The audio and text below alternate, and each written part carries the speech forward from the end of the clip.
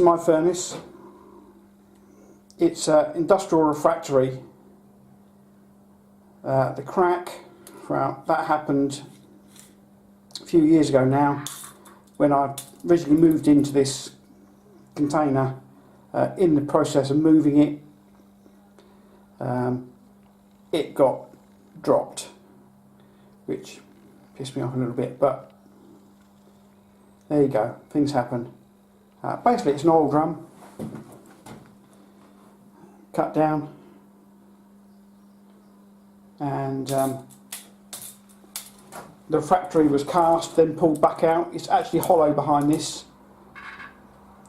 Behind it, it's got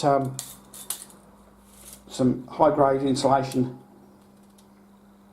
The plinth, that's the Mark II plinth actually, and although it's cracked there, it was made up of some old refractory. This has been the original plinth, just solid. This one, as you can see, is not.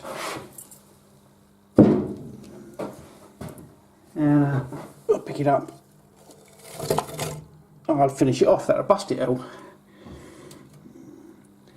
As you can see, it's basically hollow. I reckon that will still survive again. That'll do, be good enough to stand on. I think I'm going to have to make a new one of them. When I made it, I realised that I hadn't cast any stainless steel needles in it, which this has. I put stainless steel needles in this and in the top. I mean, well, you can see that's the form line from the liner that I had inside. This furnace is done now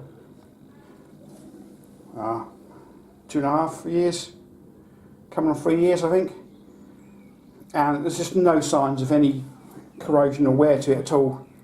It really does put up some grief without any hassle at all. So yes, when I made this, I didn't put any needles in it. It was old refractory, so I'm not surprised it's cracked. But the idea was that any flame coming out can penetrate into the back and or in underneath it, and it has made a difference.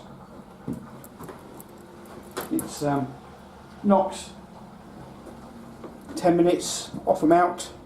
Doesn't sound a lot, but it does. It makes a lot of fuel and so on. So I light it. I fill this pot up, which just about had it now. It was a stainless steel measuring jug,